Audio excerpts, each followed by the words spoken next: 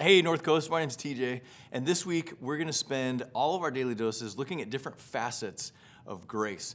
And in a weird way to do that, we're going to start by looking at a concept about salt.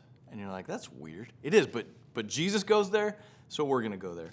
It's a very short verse. You've probably heard it, but just listen to this. This is Matthew 5:13, and in it, Jesus says of us, "You are the salt of the earth."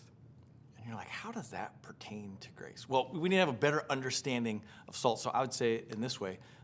When I moved to Ramona, I gained a new appreciation for salt randomly. We have lots of families up here, and people probably do it other places, but with a holiday approaching, well in advance of that holiday, they'll go out and buy a really nice piece of meat, like a USDA prime rib roast, like nice.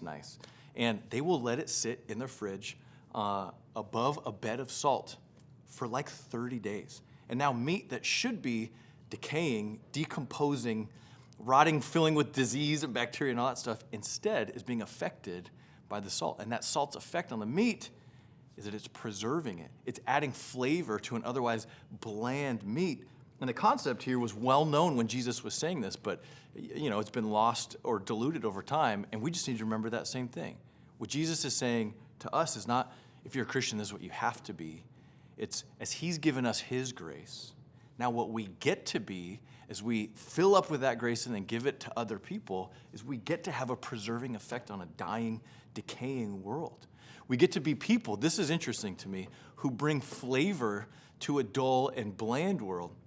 Now most non-Christians and Christians view that as the inverse, right? It's that the world is full of all these sinfully flavorful delights. And as Christians, we're just prudish killjoys who don't enjoy that, but in obedience to God, we live out blandness. That's not how Jesus frames this. Jesus frames this the opposite and says, no, instead, with all the grace that you're filled up with, you're showing up to a bland world and you bring the flavor. What my brain does with that is just simply realizing how many superficial conversations happen between the grown-ups that I know.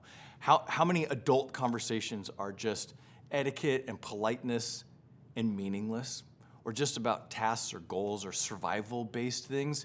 What's lacking, what's really a blandness to life, is so many people are living lives devoid of deep love, of connection, of care, of all the ways that God doled out his grace on us. Now he makes us ambassadors, and we get to give that same grace, right? A simple working definition of grace is just giving someone a gift that they don't deserve.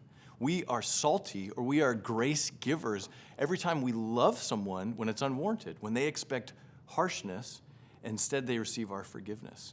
In a world where people are passed by or just having surface level conversations, instead when they're sincerely listened to, deeply cared about, just their presence is enjoyed. We're doling out that salty grace that Jesus says, look, when you accept my grace, when you live in it, and you just want other people to have it, you're salt, you're a preserver, you're a flavor bringer to the world. And so as we go into a season of holidays, time spent with maybe family we don't spend a lot of time with outside of this, or social environments with our coworkers, or just the normal stuff from us to our kids or our parents or whoever, it's worth remembering the challenge. Jesus calls us salt.